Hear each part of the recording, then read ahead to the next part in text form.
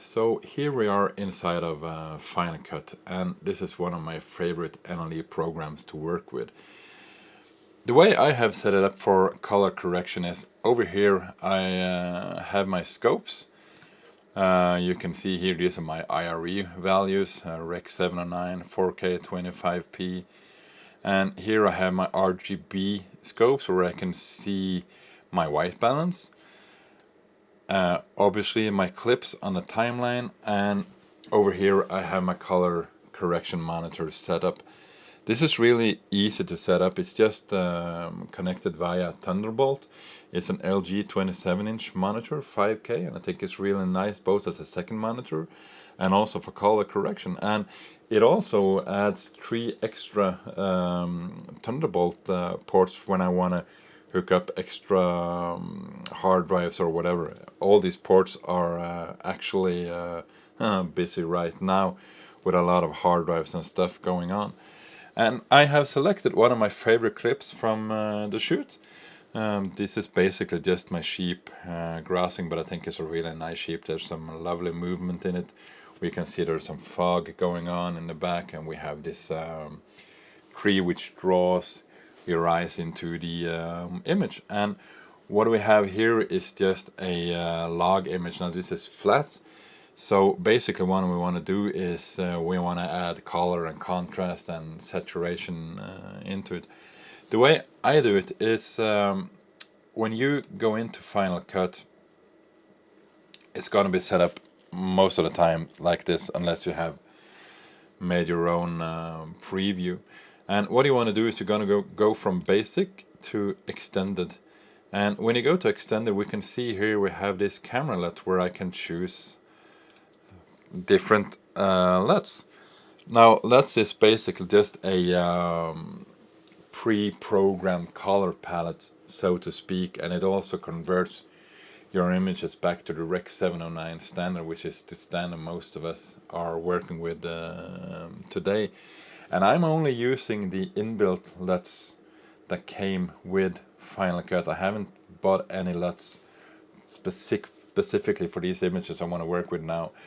And I want to encourage you to, before you go out and spend a lot of money on LUTs, now there are some nice LUTs online, but there are also a lot of bad LUTs where people basically just want to make money off it. And the way a LUT works is it expects to see a certain exposure in your image. And if you have exposed differently than the LUT you have just purchased, your results will be they're not going to be as good as you have expected. So I want to encourage you to just start from the bottom up and really learn the way of color correction. Now that's the way I have done it. I'm not a colorist by any means, but I love color correction. I love shooting, I love editing, and I'm a technical nerd, so to speak, and I find this really fun, and I like to experiment and see what works for me. So the first thing we want to do is I'm gonna choose one of these LUTs. Now ARRI LUTs, ARRI is, you know, the golden standard, so to speak. I know there's a lot of red users as well, but let's see what happens when we add a ARRI LUT. Okay. So that's not too bad. We can see we have now added some saturation and contrast, but what I always can see right from the bat is that all these blacks are just crushed. And we can see that on the scope here as well. There's a lot of black going on in the middle. So we want to go into the color wheels and let's go to shadows and see what happens if we try to lift them a little. Oh, just have to, not that much. So if we add, just lift the shadows a little and perhaps the midtones. Better to lift the midtones. I'm gonna pull back the shadows. That was a little too much. And we're gonna add some saturation into the image. Like that, not looking too bad. I want to lift the midtones a little more like this, and I'm gonna pull back up on the shadows. Okay, so this is looking really nice. And I'm gonna go back in here and I'm gonna add some sharpening. Wow, that looks pretty nice. And this is just an inbuilt ARRI LUT, and you can see how fast that was. And when you take a log image into your computer, it just shoots basically more or less off the sensor without any sharpening or noise reduction or anything applied. So you basically have to paint your own canvas, which is what I have done right now. So let's see what happens when we just play back the clip. I think this looks really, really nice, and this is graded with an ARRI LUT. And here we can see we're back to a log image. Okay, so let's go back. Let's go back into the color palette. I'm just gonna reset the parameter. I'm gonna go back in here and reset sharpen. We're gonna go back into our extended window and just gonna go back to the old flat log image. Obviously what we want to do now is we want to add our Panasonic V-Log LUT and see what that looks like. So this is what a Panasonic LUT looks like straight out of the camera, and what I can tell right off the bat is that I have probably underexposed my image. So let's go back in here into our color wheels. Just make sure they are all reset. They should be reset. And what I find with this image right now, it's very red. It has this reddish color cast to it, and there's not a lot of saturation to it. And we have also underexposed. So let's go back into, let's see what happens if we lift the highlights. Not too much. I'm gonna lift our shadows, and we're gonna dial back our midtones like this, and we're gonna go into and add some sharpening. And it's still, to my eyes, a little too red, I think. So let's go back inside here. Let's go to global. And we can see over here on the scopes, over here, there's a lot of red in the image. And it also has some red spikes. That's probably the tree. And we can also see it here on our color correction monitor. So something tells me that this is a little bit off. So let's see if we push and pull the image a little. Let's just warm it up. Nah, that's just too autumn-like for my taste. And you can also see what happens when we try to balance out like this. And let's just add a little more saturation into it.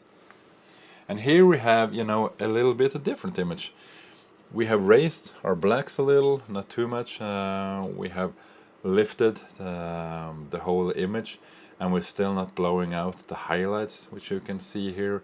And this has a really nice autumn feel to it. I'm gonna play it back and you see it's sharp and nice. We have these wonderful colors here. This is very Varicam-like. The Panasonic EVA1 gives me that Varicam look, and I think this is a really nice image. It's still a little red, as we can see on the scopes here, and obviously you can push and pull this around as you want. And I'm gonna do another experiment. I'm just gonna reset the parameter, and I'm gonna do something that I don't think is going to work, but let's see what happens when we do. Let's go back into our LUT window. I'm gonna choose none again, just so we start off with a blank canvas, and I'm gonna choose one of my favorite camera profiles when we're shooting. I think always that Blackmagic design with their Ursa cameras and the pocket camera has this really nice cinematic feel to them. So I'm just gonna go ahead and see what happens if I choose Blackmagic Design Film LUT. I don't think this is gonna work, but let's just see what happens. Wow.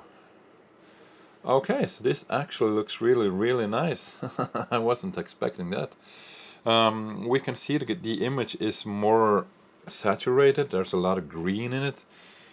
And we can see here that the blues are probably over, you know, the limit, and that's here for the sky. But I really like this image. It's just a little bit too much saturated. So let's go back into our color wheels. Let's go to global. And let's see what happens when we dial back that saturation. Look at that. Let's just add a little bit of highlights. This is nice. And add some sharpening.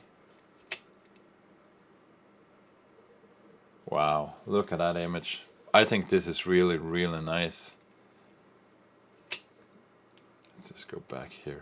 I think this is a really nice image. I don't, if anybody told me this had been graded with a Blackmagic LUT.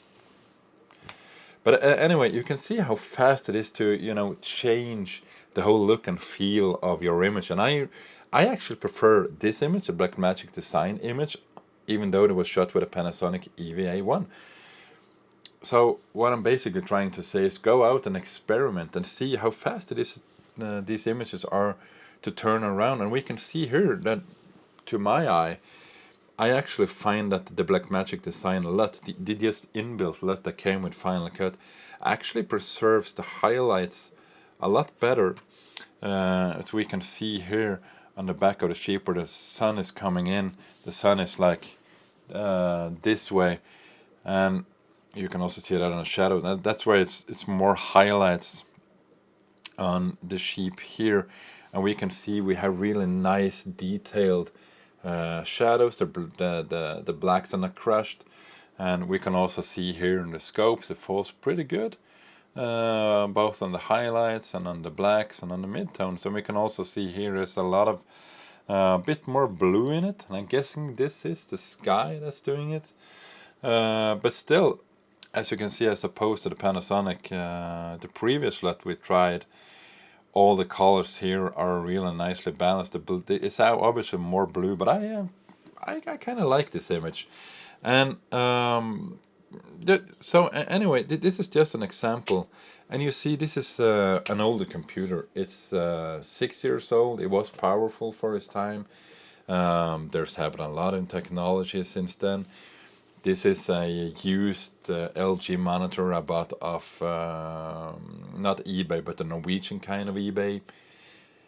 And I think this setup works really, really well. This is an older camera, older computer, used monitor. So what I'm trying to say is you don't have to spend thousands and thousands and thousands of dollars to achieve an image that this is going straight to broadcast. There's no problem with this image. I'm going to sell this as a stock footage as well, and I'm going to use this Blackmagic Design LUT because I really, really enjoyed it. I haven't spent, you know, a lot of money. The Panasonic Eva is what? I think the model I have now is $2,000, more or less. And I mean, just look at that image. I mean, obviously, when you go and create an image, you need to have a good lens and a good tripod, and obviously, okay, a reasonable camera. But my point is, if you invest in really nice lenses and a really nice tripod, that investment is going to go for a long, long, long time, and it's going to outlast more or less any camera you could buy today. And this is, you know, older technology. The Panasonic Eva is, by today's standards, it's old and it's forgotten. But just look at that image. Could you have told me this image had been shot when I don't know, Sony FX6, FX9, all these new wonderful cameras that are out today? No, I couldn't tell the difference.